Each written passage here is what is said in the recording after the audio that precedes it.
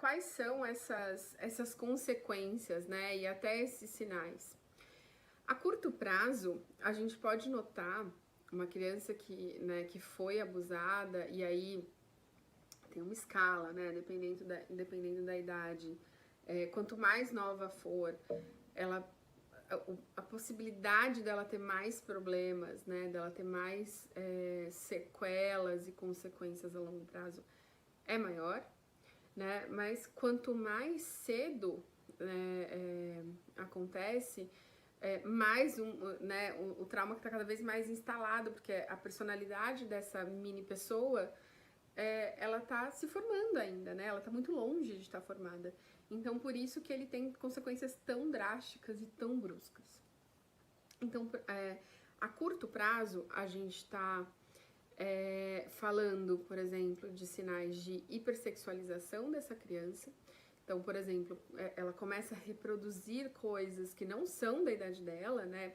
Reproduzir atos sexuais, querer tocar, né? Sem ser necessariamente a curiosidade do corpo do outro, mas de uma maneira jamais maliciosa o corpo de outras pessoas, querer reproduzir aquilo que ela está vivendo. A gente, inclusive, já teve alguns casos de crianças que, inclusive, foram super julgadas, né? Porque outros pais também estavam muito assustados, mas que estavam reproduzindo, né, o comportamento do abuso que elas estavam recebendo. Então, essa hipersexualização é um dos sinais muito fortes. A baixa autoestima, então essa criança, ela não sabe que aquilo é um abuso, ela não sabe que ela não está errada, e ela começa a sentir culpa, ela começa a sentir vergonha, e isso vai causando uma baixa autoestima nessa criança, e isso tem consequências inúmeras, né? Então a gente tá falando tanto da criança que vai começar a ter uma compulsão alimentar, vai engordar muito ou vai emagrecer muito, a criança que não vai se achar suficiente para nada, então vai começar a ir mal na escola, vai começar a ter um rendimento muito ruim, ou não, ou vai ficar super neurótica mesmo, né? Tipo, obsessiva com a questão do estudo. E o isolamento social, né? Então a gente começa a perceber que essa criança tá cada vez mais isolada, tá cada vez mais quieta, querendo ficar no canto dela. Né? Assim, pode ser outra razão para isso acontecer? Pode. Mas esses são sinais muito comuns. Então a gente precisa, eles são grandes alertas pra gente. Então, a partir do momento que tem essas grandes quebras, a gente precisa olhar para isso como um sinal e entender da onde que tá vindo esse sinal. Acho que esse é o ponto mais importante quando a gente está falando das reações de curto prazo.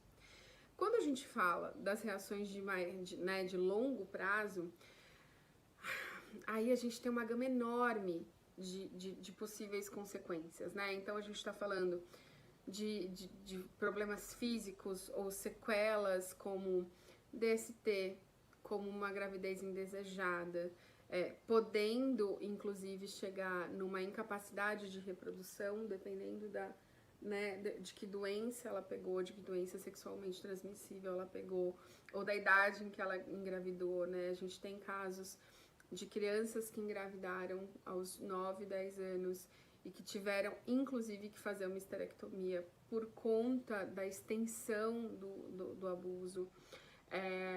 Então, as consequências físicas podem ser inúmeras, inclusive resultando na morbidade de outra criança ou da própria criança que foi abusada, né? Dependendo da idade, da circunstância em que isso acontece. Então, é uma consequência extrema, mas sim, ela acontece. E, bom, problemas e distúrbios psicológicos são inúmeros. A gente tá falando, assim, de transtorno borderline, de bipolaridade, esquizofrenia, de uma série de questões que podem ser desenvolvidas e podem ser desencadeadas a partir, né, de um abuso sexual. Quer dizer que todo mundo que tem bipolaridade sofreu abuso? Não quer dizer. mas este é uma das questões psicológicas que podem sim ser uma consequência de um abuso sexual infantil. E a questão é, na sua grande maioria, assim, alguma sequela vai ficar.